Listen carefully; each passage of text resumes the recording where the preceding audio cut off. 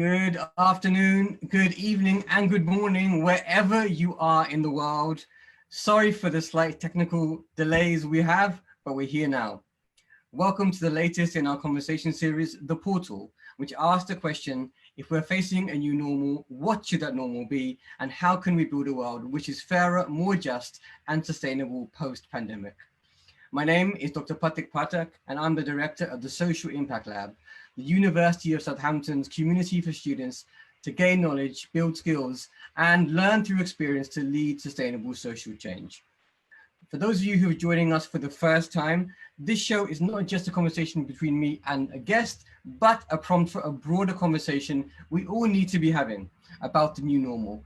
Please do comment and post questions below. For the latest in our series, we are delighted to welcome a cinema legend, a hero of mine, and someone I hugely admire and respect, Shabana Azmi.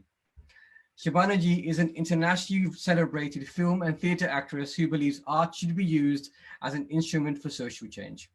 She is also highly respected as a social activist and tireless campaigner for the rights of women, slum dwellers, and the underprivileged. She heads the Mijwa Welfare Society, an NGO that works for the empowerment of the girl child in rural India. NWS works on education, primary health and sanitation, skill development, and employment generation. From being non-existent on the map of India, Mijwa is today known all around the world as a model village which is replicable and scalable. Shabana ji has won numerous prestigious awards and titles, including 5 international awards for Best Actress, the Crystal Award, along with Muhammad Ali and Michael Douglas at the World Economic Forum, 5 doctorates by renowned universities, both national and international, the Martin Luther King, Rosa Parks, and Chavez Award, and is visiting professor at the University of Michigan, among many, many more. A former UN Goodwill Ambassador for Population and Development, she continues to work on issues of public health. Shabana ji has recently been nominated as Global Leadership Ambassador for Women in the Public Service Project initiated by Hillary Clinton. Shabana ji, welcome to the portal. It's an absolute pleasure. Thank you for having me. It's an honor to have you on the show. And I don't think you know this because I haven't told you, but you were actually in the first Bollywood film I ever watched, but I didn't realize you were in it until I think last week, Amar Akbar Anthony. Okay. Which is one of those films which you won't forget. And I remember singing it when I was a toddler around my front room. For me, that was a great film. Obviously, in your pantheon of films, you have many, many more. But that memory came back to me. So I just wanted to start by asking, how has lockdown been for you? Well, one has been through the whole gamut of emotions. You see, I was shooting in Budapest for Halo, and suddenly we were asked to pack our bags and leave. So we left the next day, and then I had to be in self-quarantine for 15 days after that, and the lockdown was set in immediately. It was a very strict lockdown.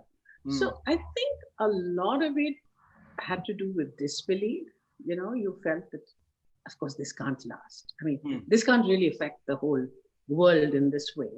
And then there was frustration, there was anxiety, there was this desire to see it lifted and to be able to start what we consider normal life. And then it seemed as if the penny just dropped. And I felt that I had to stop struggling and I had to stop waiting for it to be lifted. I have to accept the here and the now. And believe me, the minute that penny dropped, everything changed, because I don't think I have experienced the here and now so completely as I'm doing today.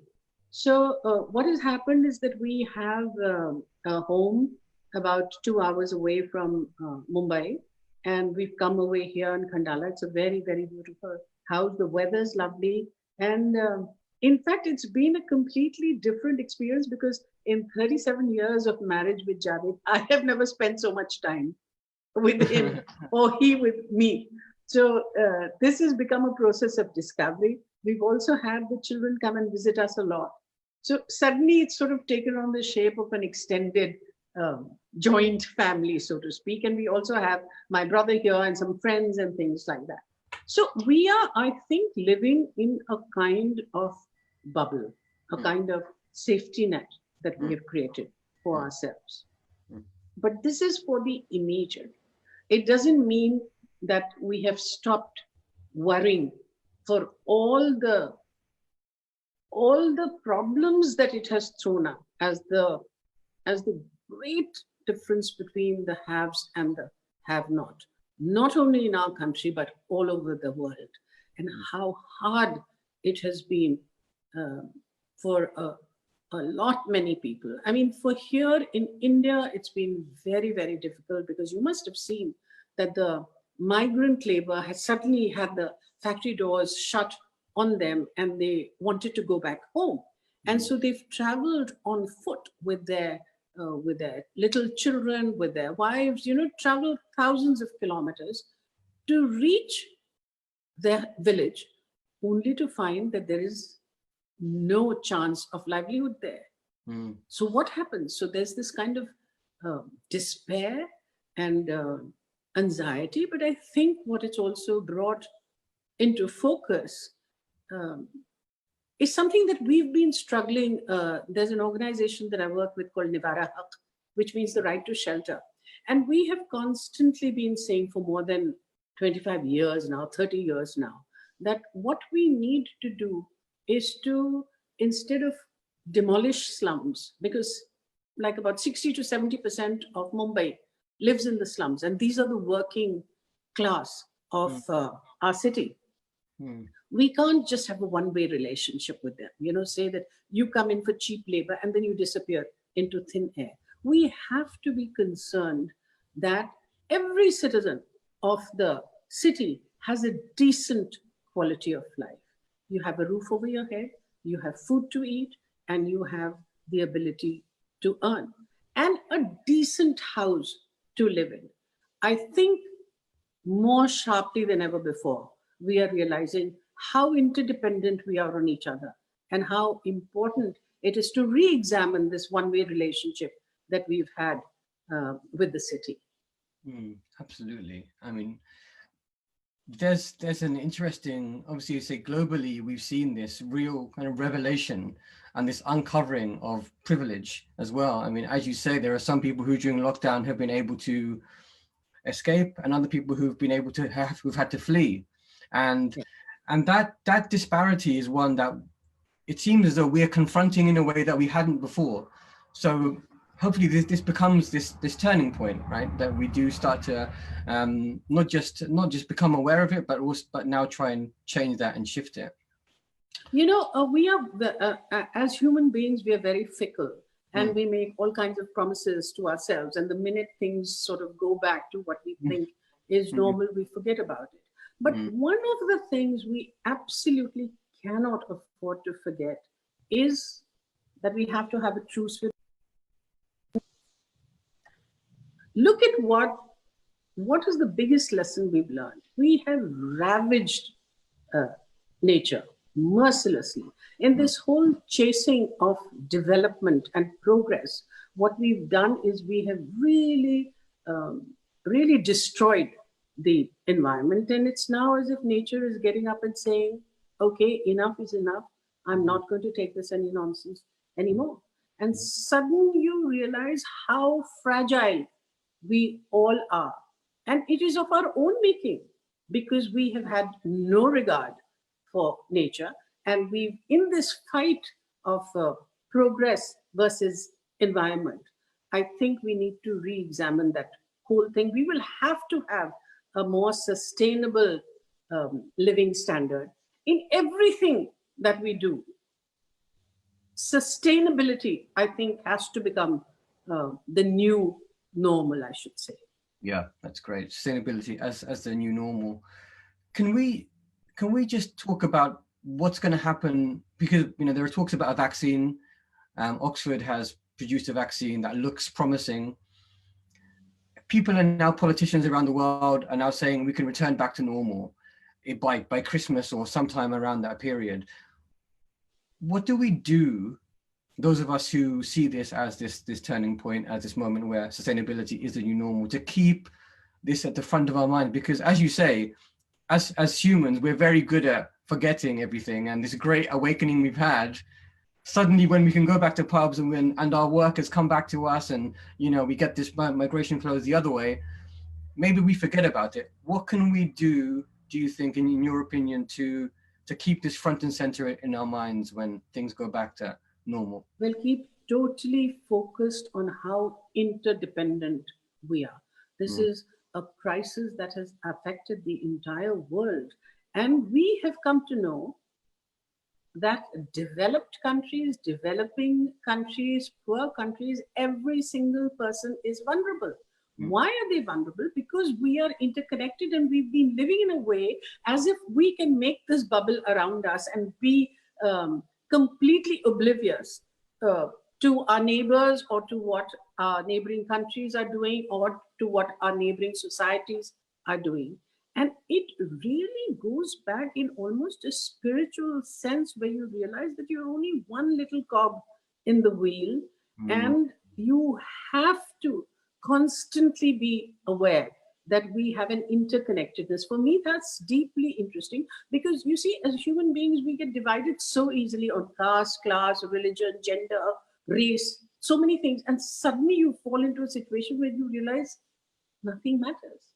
Yeah. Nothing matters except deep respect for each other, except sympathy, compassion, all the good things, the ethical things that we look forward to. Because at this time, I think it's very, very important that the haves have to come out and stretch their hands out to help the have-nots, and that should become a lifelong relationship. It's not a short-term one just for this crisis. I mean, in South Asia, in the subcontinent, we have so many domestic staff. I mean, we have like 10 people in one household. And you realize that in spite of the fact that you think you pay them well, you look after their education, you look after their health, even then the disparity between you and them is so huge, so huge. It cannot be. We have to, I think every single one of us has to take some responsibility to better the life of somebody else, even if it's one person. I think even as human beings, for me, it's very interesting that when we get into the elevator, in India, you have liftmen. Do you ever inquire after him? Do you ever ask if he has eaten? Do you know anything about his daughter? You meet him every single day when you go to work. You meet him every single day when you go up to your flat. Completely disconnected, as if he's a robot there and not a human being. I think now is the time to realize that that behavior must change. Yeah, and there's been some interesting surveys being done in Europe, I don't know about in India, where people are saying they're actually willing to pay greater tax in order to make things equal, and that talks about a wealth tax. And so it seems as though there is an appetite for this, but as you say, the moment is now, isn't it? Because the danger is, if we don't act now, we don't legislate now, in a year's time, the appetite will be gone, right? And so you're absolutely right about the sense that we have to remember how interconnected we are, and we're not individuals. We're all interconnected in the universe and in the world. Another thing I feel, is that we take health too much for granted, and we demand health as a right. But we forget that it is also a responsibility. So living a healthy life is very, very important. And I must admit that it's for the first time that I am becoming deeply aware of it, because I've sort of always seesawed. My body weight is always according to the role that I'm doing. And I have a certain confidence that I can put it on, I can lose it, etc., etc. But it's doing bad things to my body. So what will I do about taking on my responsibility of saying that I will keep myself healthy, just as much as I must keep myself compassionate, I must keep myself truthful. Yeah, yeah, absolutely. That's important. And obviously this thing about health, I guess that's also something that is very class dependent, right? That your ability to be healthy, to find time to exercise is such a privilege, isn't it? And again, we're seeing it very much in the UK. I'm sure we're seeing in India. If you're in India, I've got family, I'm sure you have family and friends who are stuck in a one bed flat, and their exercise is very, very restricted. And so we're seeing that disparity opening up as well, right? No, so again, as a society, it is our responsibility, isn't it? That people shouldn't be living in the kind of cramped uh, little tenements that they are living in. That it is absolutely preposterous that in an entire township almost of people are declared illegal because of some government rule. And so you don't give them any sanitation. You do not give them any water. You don't give them the basic amenities. Now, a slum is a slum, not only because it is made of bamboo and plastic. It's a slum because of the slum-like conditions uh, that exist. So we have to make sure that there has to be a baseline that must be available to each one of our citizens. You know what I find um, and what irks me is when people say, oh, it's the slum dwellers in Mumbai who are ruining the city. What are we talking about? Are we talking about the cosmetic look of the city? Or are we asking for a better living condition for all its citizens, irrespective of whether they're old or poor or rich or young? I think that consciousness has to creep into us, because it's all very well I'm talking about, oh my God, I need to remain healthy, but look at the public access to public health is zero. Right. It's absolutely zero. And I think we have to focus as a government and a society on saying that, people have been talking about the human, Amartya Sen has been talking about the human development index as the real yardstick of progress and not just its GDP. So are we providing health? Are we giving education? Are we giving the basic food to our people? And surely that has to become, again, the new normal, the new index for how progress should be measured. And the question that we have to ask is whose progress and at whose cost? It cannot be the progress of a few at the cost of many.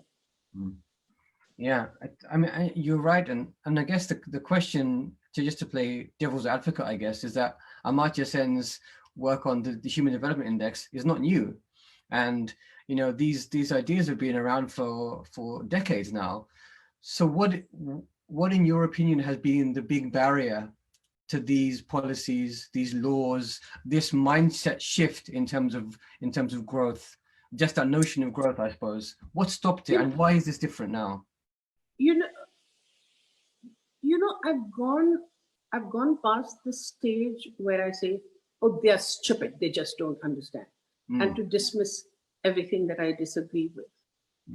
I have come to the conclusion that, there are diametrically opposite views in how a country can progress. And in that, we really have sort of shielded ourselves from any reality, and we focused only on the GDP, only on economic growth. And we've not recognized that economic growth cannot exist on its own. It has to do with A, B, C, D things. So there is a belief, there is an economic belief system that, if you want a larger pie, if you want to distribute a larger pie equitably, you first have to bake a larger pie. And for that, and then that the trickle down theory, that then it will go down. We've realized, we've seen it all over now, that it doesn't happen.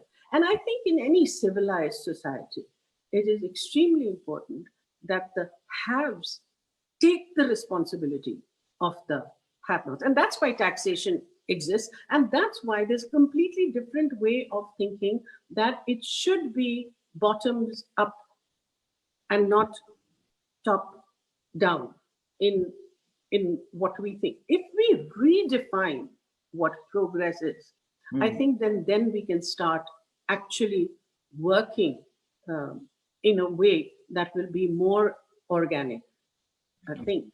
Yeah, yeah. Let's hope so. Can we just shift gears, because you touched on something, Shabana, that I was going to ask afterwards, but I think it's useful to ask now. So you talked about this thing about the diametric opposition in national debates, and in India you see it a lot. In Britain we're seeing it with, you know, Brexit and people who wanted to stay in the EU. In America with Trump and the Democrats. In the UK we've seen this term being used, the anti-national. It's being used in India as well. You've been called anti-national yourself, despite your immense service to India. Can you firstly speak to the fact that that's a personal, you know, slight to you and an insult, and whether you find that hurtful? And secondly, how do we move beyond that? Because as you say, it doesn't help just to slander the people who don't agree with us as stupid. As in the UK, we're doing it a lot. In, you know, you see it in India as well. You say if you're, you know, a Hindu nationalist, it's because they're stupid, gavar or whatever, and that's not helpful. So what can we do to not create these oppositions? Firstly, I think we have to understand what nationalism means. And you have to see that patriotism and nationalism are two completely different things. They're often thought about as one, but they're different. So patriotism is about loving your country. And all of us do. I think it's just a human instinct in people to love their country, to love their parents, to love their whatever it is. But because you love your country, you also pick out the things that are wrong with the country, and you point out, because you're so proud of your country that you want your country to be known as socially just and fair. And so when you point out to an evil in the society, you don't become anti-national. In fact, I think you are far more national, because you're making the effort to see that this is not good for my country. And so criticizing the government, it's not the same as criticizing your country. Right. That is the confusion which we need to do. It's a democracy. People have a right. They must become active participants, not passive recipients of the democratic process. And if there are things which are wrong, then it is our business, because we voted our politicians into power to say that this is wrong and it must change. You know, I find it very strange that when we are very quick to pass judgments. I mean, it is very irritating when people say, oh my God, female feticide is still being practiced in India. Now, what is the choice? I should say no, or I should say yes. It is very sad that even in this day and age, female feticide is practiced in India, not as you would imagine in the remote villages, but in Mumbai, in Delhi, in Gujarat, in Punjab, in Haryana, in Tamil Nadu, everywhere. But which is not to say that all of India is just that. We have to appreciate and understand that India is a country that lives in several centuries simultaneously. We have people living back to back from the 18th, 19th, 20th, 21st century. And India's people at any given time and place encapsulate all the contradictions that come from being a multicultural, multi-religious, multilingual society. And so it is with the position of women. So on the one hand, you have a woman prime minister, amongst the first people. Oh God, where have I gone? Your pictures, we've lost your lovely face, Shabana ji. I'm trying to come back. Yeah. Back. So we've had a woman prime minister, one of the first countries to have a woman prime minister. We've had a woman president. We have many women in the corporate industry, in politics, who are all holding very high office. So it's this contradiction that we have. But you know where I get my strength from? I feel that uh, we have forces that resist this. And therein, I think, lies all the hope that we have very strong resistance to these social evils. Yeah. Do you think we need to do more to reach out to people who don't share our opinions? Because I know, I don't know about you, Shabana, but I feel as though I live in a bit of a bubble of people who share the same views as me. Yeah, that I think that is true. You know, we are always preaching to the already converted. But you see, what is happening at the moment, and it's happening all over the world. It's happening not only just in India, it's in America, it's in England, it's in France, it's everywhere. That you are not being allowed to express yourself. If you have a view that is critical, you are faced with so much pressure. And I mean, not only being called anti-national, but you know, look at what is happening with our human rights activists. I mean, you're taking a writer and putting a writer in jail. You are taking the human rights activists are all being jailed. They're being jailed, and they're in a position where during the COVID pandemic, they are put up in cramped rooms, and so they're also contracting that. But if you speak about this and you say that this is wrong, immediately they'll say, oh, you were born only to find everything wrong with the country. So you require a lot of inner strength and belief and confidence in what you are saying. Yeah. And I think there's been a shift in the way in which I navigate these things. Earlier, I was somebody with very strong opinions, and I just fight my way through it. Today, I am willing to walk a mile to hear the other person's point of view and to reason and to argue, not with hate, because hate begets hate. It doesn't help in any way. And it then just becomes a tutu meme. Everything, and particularly helped by the social media so much. It's a tutu meme, and I'm so bored with that, because I really want to be engaged in a dialogue with people who have difference of opinion from mine, but I am willing to talk to them about it. And I really think every dispute in the world can only be solved by dialogue. Absolutely. Yes. Can we switch gears a bit and talk about film and cinema? So it feels as though we've become a lot more demanding during lockdown, that the things that we consume and buy are ethical. We're seeing a lot of demand on businesses that have not been very ethical in their supply chains or in terms of the way that they treat animals. And it feels like we want to be more vocal. We want everything to be more vocal on social justice issues. Do you think we'll see a shift in cinema? Do you think we'll start to see a different type of story being told? And would you advocate for us to start telling different stories now?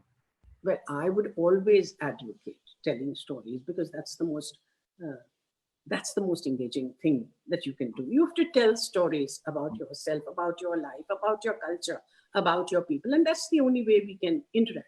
It can't be just a one-way deluge from the west to the east. You see, the world is becoming a global village. And in that, I think one of the things that are becoming very clear is that we cannot have, like I said, just a one-way interaction. What we need is to be rooted in our culture, in our cultural differences, and say we need to be accepted for who we are. We are not going to turn around and become like you to become acceptable. And that, of course, the world is recognizing all over today. You know, that's what we have to do. Now, this will be reflected in the arts. It will be reflected in the movies. It will be reflected in books. It will be reflected in painting, in everything. Because an artist draws from life, okay? Your resource base has to be life itself. And when you do that, then you are governed by what is happening around you and what you see around you. The minute an artist stops connecting with life, that's the end of your art. So I do hope that we will be able to see different films. What is happening is because the OTT platforms are now giving you a lot more freedom. You also have the social media, you've got the YouTube, you can put up your own channel. There is so much that you can do that I think that is going to become more and more robust and give opportunity to young people who have something to say and say it in a different way. I hope so. Yeah, it's making things a bit more even and making this a more of an open platform for art. I've heard you use a phrase a few times, Shabanaji, and the phrase is help till it hurts. And has there ever been a time for you, perhaps earlier in your career, when you felt you had to bite your tongue on a social issue for fear of losing commercial appeal? And I guess the question is, if your social activism affects the size of your platform, where do you draw that line?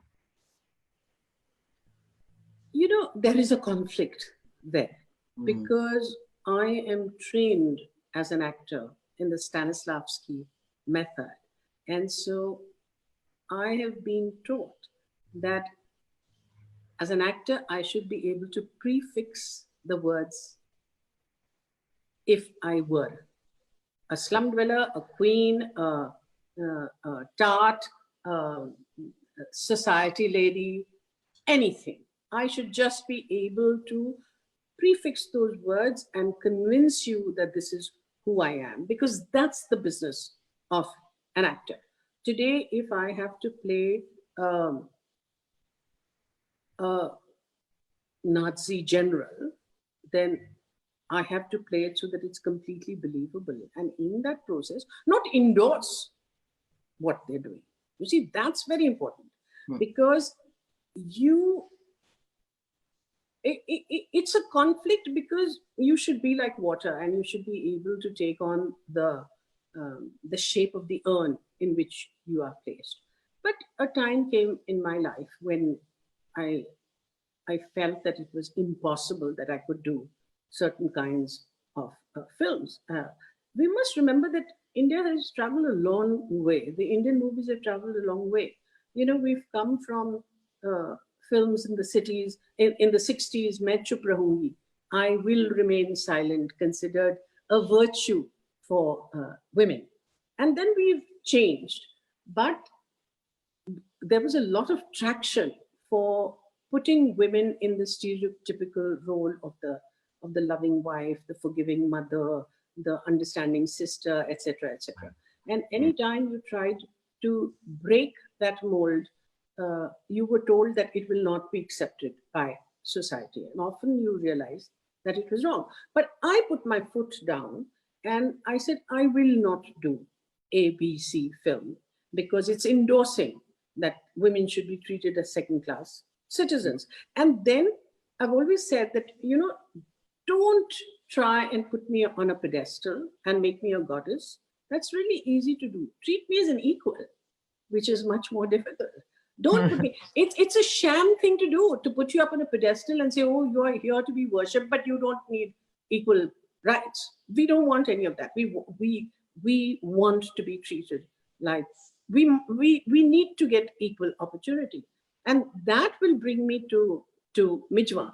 Mijwa Welfare Society, as you know, is a NGO that was founded by my father, Kafi Azmi, the noted poet and writer. And he believed that if India is to make real progress, we need to look towards villages where 70% of the population lives and do this. So empower the villages with the focus on the girl child and on women through education, through skill development, through income generation. And It's been wonderful to see the kind of change that we see in these young girls, their aspirations, how their outlook on life has changed. Because we are a deeply patriarchal society. And in the villages, more so, a girl becomes a surrogate mother at the age of 8. She's looking after her younger siblings. She's denied the right to education. She's denied the right to equal access to health. All that must change, because how can a country progress if 50% of the country are being pulled back? How will these wheels function? You have to. So, what is it that you actually need? What you need is the opportunity for the equality of opportunity, and then you will see that the that we as a country will progress. And we have to start in the villages, and that is what Mijma is doing. And I'm very proud of the transformation that I see in this village. And I think it's important because it's replicable and it's scalable. We're doing it on a very small level, but you can take it to another village, and you can take it to all the villages in India and say that you enter from this point. You can enter from the point of education, you can enter from the point of health, you can enter from the point of skill development. There are so many different things. And then what happens, as I've seen in Mijma, that these women who had no ability to hold their own, suddenly, because they've become economically independent, suddenly because they have their own bank accounts, and we give money directly into their bank accounts, and suddenly I see the transformation, because this woman tells me that I could never imagine that with this money that I'm gaining, I can also, my sisters got widowed, and her daughter would have no chance, but I don't have to ask my husband. I do it from my own money.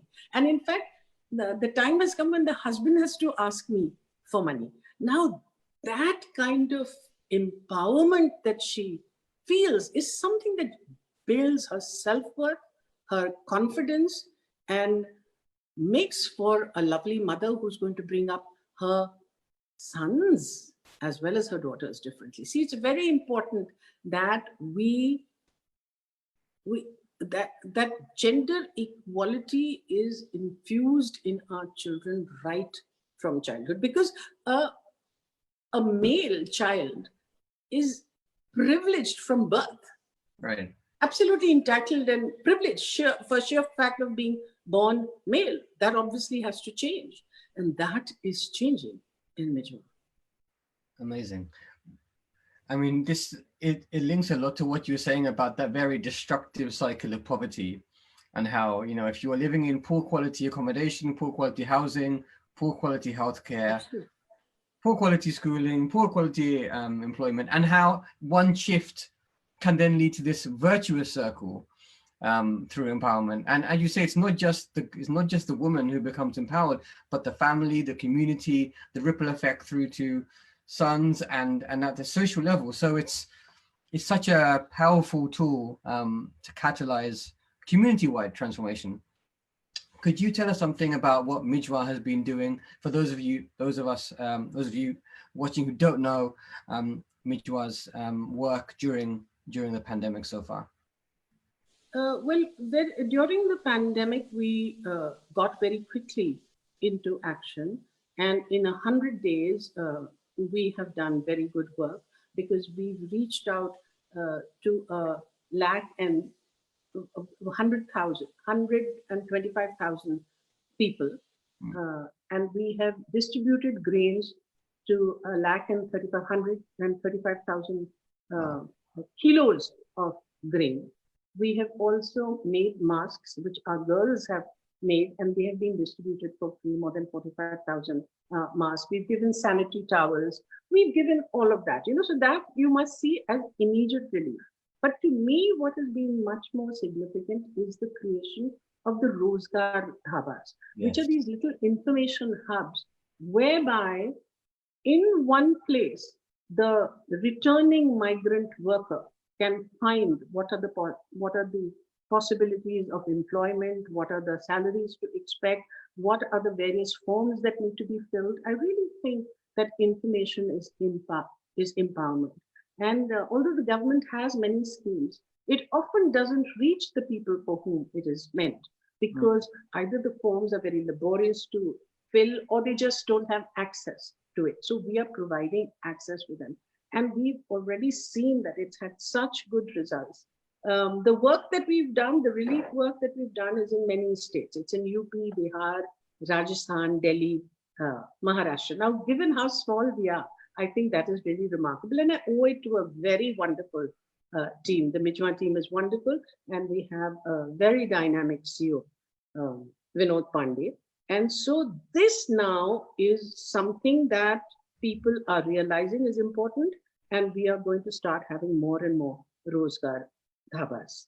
So that's what we've been doing in the pandemic, which is different from what we do in normal times. It's, of course, education, computer training, skill development, the chicken curry, beautiful chicken curry work that the Bollywood designer Manish Malhotra makes, which has given means of livelihood to the girls. But apart from that, what it's also done is, you see, every year we have a fashion show with the work that these people have done. And Manish Malhotra holds the show. And we get the girls, we get the people who are embroidering to actually walk the ramp with, let's say, with Ranbir Kapoor and Hrithik Roshan and Ranveer Singh and all that. And then they get so excited because they say, oh my God, that Sherwani Shah Rukh Khan is wearing, I have made that Sherwani. And then they know how much their work is valued.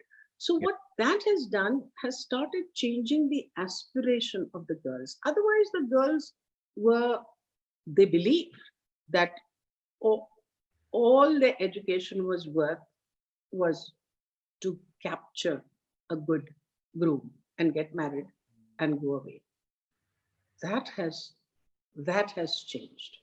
Yeah. And that has changed. And, you know, one of the major things that have changed in Mijma is we used to have a very high rate of child marriages. And, you know, we used to really try and tell them that it's wrong, it's against the law, it's bad for the girls' health and all that, but years of tradition and things like that. Now, one of the Mijma girls traveled out for the first time out of her village. She went to Rajasthan, and there was a play that they had created, the girls had created themselves, and they got the first prize. Now, this girl comes back with this prize, tells the principal to hold an assembly in which she says that this is my passport to freedom, because on the basis of this award, I can now tell my parents that I am worthy of desiring and wanting to work towards that desire. And so I am now saying that we must all take a vow that nobody over here will get married before the age of 18. And if that pressure is put on us, then the teachers and the principal, they should go and do morcha, dharna outside the homes. And so now there is no child marriage in Mijma. It is so huge because what that's doing is bringing a mindset change. And that mindset change means the next generations are going to think differently. To me, that is more important than any number of buildings that you can create and build up. Yes, that's amazing work. It's amazing work to get rid of an institution of child marriage in our lifetimes is incredible. And as you say, then the impact on future generations, you know, that's amazing that women now girls see that their aspirations don't have that cap, that actually they could be whatever they want to be, and not just husbands, as wives and mothers. Can we just, I know we are running a little bit over time, but I want to ask you about a film that's coming out with a Mijwa connection that your brother has directed. Could you tell us a little bit about that film, please? I'm so delighted that the film that my brother Baba Azmi, who's a very renowned cinematographer, has made, called Me Raksam, which means I dance. And it was shot entirely in Mijwa. It is the story of a father and a daughter's bonding, a girl trying to break the shackles of patriarchal society and religious strictures. And she wants to dance, and her father, who is a poor tailor, decides to support her, and he has to suffer a lot in the process, but he says that I will. And so then he fights, etc. But what is remarkable about it is the entire film was shot in Mijwa. It started because my father once many years ago asked Baba that, Beta, do you think a film can be made in Mijwa? And they both smiled, because at that time they had absolutely nothing. There was no question that you would be able to do a film there. And so in my father's centenary year, Baba decided to pay this tribute to his father. And the girl, the protagonist, the main heroine of the film, is a 15-year-old girl from Mijwa called Aditi Subedi. Wow. And I just cannot tell you what that has done to Mijwa. Suddenly there is this role model, and it's achievable. And she is playing the lead, and she's working with Nasiruddin Shah. Then she comes to Mumbai, and Amir Khan is hugging her, and Vidya Balan is hugging her, and Urmila Matondkar is saying things. So, I mean, for her, it's a change, but what it does, because in those days when we were filming there, I would go to the school and ask the girls, and some of them would giggle and all that. And then they would say, okay, but if Aditi can do it, why can't we do it? Now, these were girls who had only thought that they needed to study and then get married. Or maximum, they would say, we want to be teachers. Now they want to be pilots, they want to be models, they want to be actors. One of the girls is doing so well at the Mahatma Gandhi University in Wardha. She is doing acting. For me, that's so rewarding, so rewarding, so rewarding. And I think that it must make my parents feel very, very fulfilled. And I'm glad that this movie is coming out on the 21st of August on Z5. And I appeal to all of you that please try and catch the movie. It's the first film I'm ever presenting in my life. Yeah, so it's a tribute, it's a homage to our father. Fantastic. We will post the links here. Of course, you can see the adverts for the film all over the internet. Please do catch it. It sounds fantastic. I can't wait to see it myself. Thank you. We have to wait for a month, but it'll be worth waiting for. Yeah. I want to ask, just to go back to this, and I guess just to round off the conversation, Shabana ji, if you had one piece of advice for an artist who also sees themselves as an activist, what would that advice be?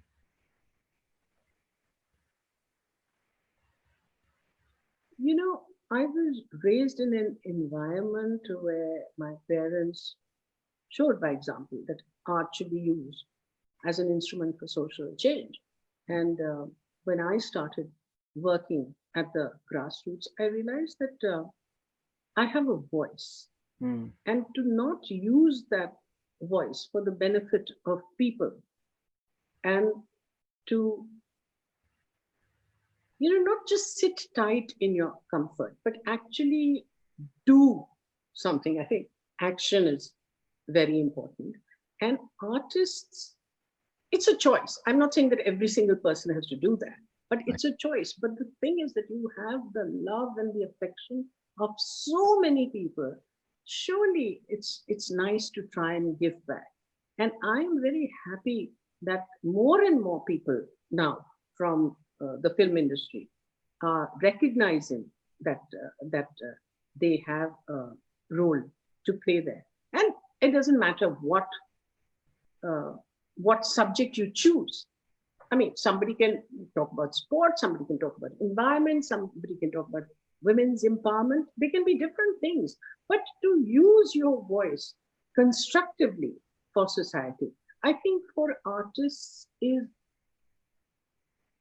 is um, is completely what's the word for it? It's organic. It's Yeah. organic because, like I said, that if you receive from the world by being connected with the world, if your resource base is life itself, and then if you look around you and you ask the question why is there injustice, why is there inequality, then willy-nilly you will get involved in the process. So keep your ears and eyes open, and you can use it in many ways. You can use your beliefs to propagate through the films that you do, through the talks that you give, through the groups you belong to. They're not disparate. They are part of the same worldview uh, that you have, Mm. I think. Wonderful. That is fantastic advice for any aspiring actor slash activist. I am afraid that's all the time that we have right now. I'm so grateful, Shabanaji, for taking the time to speak to us. My pleasure. I'm even more delighted that the internet connection managed to hold out for the length of the Yeah, yeah. we managed to have it. This is wonderful. If you don't already follow Shabanaji, you can find her on Twitter at Azmi Shabana, on Insta at Azmi Shabana 18, and on her Facebook page, Shabana Azmi. You can find more about Mijwa Welfare Society by searching for mijwa.org and at MWS Youth on Twitter and searching for them on Facebook. If you want to donate to Mijwa, then please do email ceo@mijwa.org. We will post all of those links in the post for this event shortly. If you're new to this series, you can watch all of our previous videos, including this one, on our Facebook page. Just search for videos or on our website, sutton.ac.uk/SILab/portal. Next week, we have our final event in the series where we welcome internationally renowned comedian and mental health champion, Ruby Wax. Shabanaji, once more, thank you so much for the time. I hope we can have more of these conversations because this was the tip of the iceberg. There was so much more to talk about. But thank you so much for your time. And to everyone else at home, stay safe, take care of yourselves, and join us in building a new normal in which we can all thrive. Thank you very much. Thank you. Thank you.